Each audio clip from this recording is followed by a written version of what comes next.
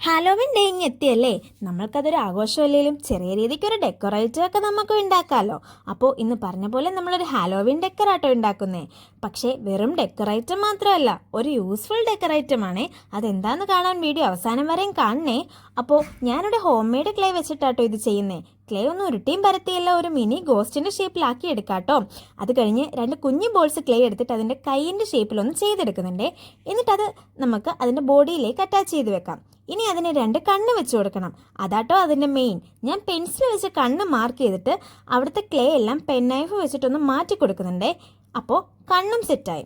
ഇനി ഇതിൻ്റെ യൂസ് കാണണ്ടേ. ഇതൊരു പെൻ ഹോൾഡർ ആട്ടോ. അതായത് നമ്മളിപ്പോൾ വരച്ചോണ്ടൊക്കെ ഇരിക്കുമ്പോൾ നമ്മുടെ പെയിൻറ്റ് ബ്രഷും ഒക്കെ വെക്കാൻ പറ്റിയ ഒരു ഐറ്റം. ഇതേപോലെ ഒരു സാധനം വേണമെന്ന് എനിക്ക് അത്യാവശ്യമായിരുന്നേ.